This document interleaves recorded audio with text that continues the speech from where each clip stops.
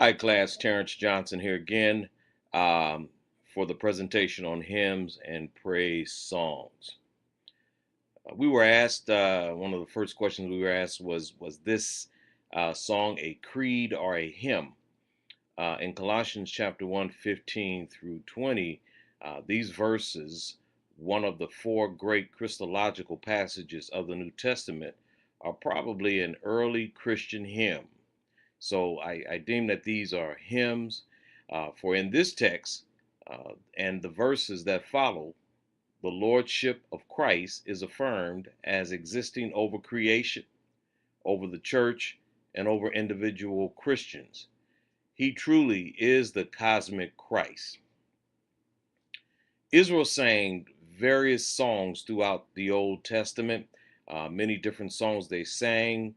Um, One of the things they sung was victory songs after winning great military battles. And they had been through many different battles, and they would often end with songs. One of them was the Song of the Sea, which was God's victory over Pharaoh at the Red Sea. That within itself was a tremendous battle where they could have easily folded and threw in their hands and decided to go back to Egypt, but God showed how faithful he was and began to open the Red Sea that they may march through over in victory.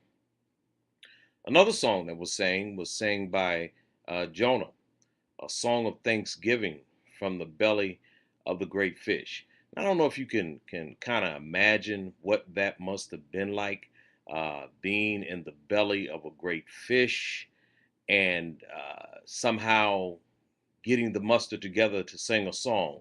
My next slide is a picture that I found that I want to share with you, just so that you can perhaps use your sanctified imagination and look at this picture. Here you see God's hand holding the fish that holds Jonah.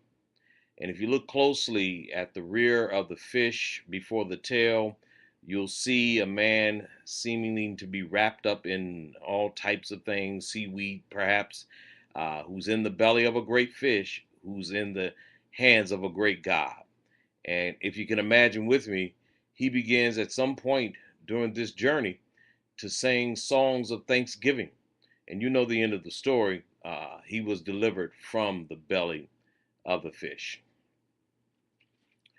Now, Colossians also contains teachings on several key areas of theology.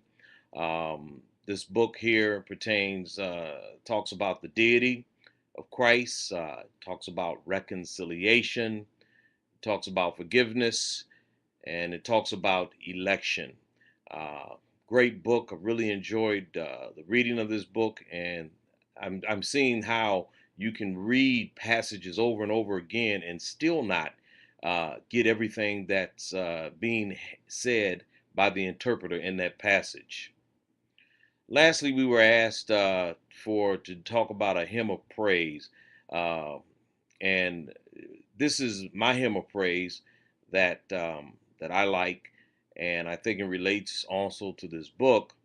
The hymn of praise is called "Great Is Thy Faithfulness," and let me read it to you. Great is Thy faithfulness, O God my Father. There is no shadow of turning with Thee. Thou changest not, Thy compassions they fail not. As Thou hast been, Thou forever will be. And the chorus goes, Great is Thy faithfulness, great is Thy faithfulness. Morning by morning, new mercies I see. All I have needed, Thy hand has provided. Great is Thy faithfulness, Lord, unto me. And certainly He is great, and all that I've needed, His hands has provided. Just as He was great in the days of Paul as he wrote the letters to the church of Colossae, God is still great unto you and I today. God bless you. Take care and enjoy your Father's Day. Bye now.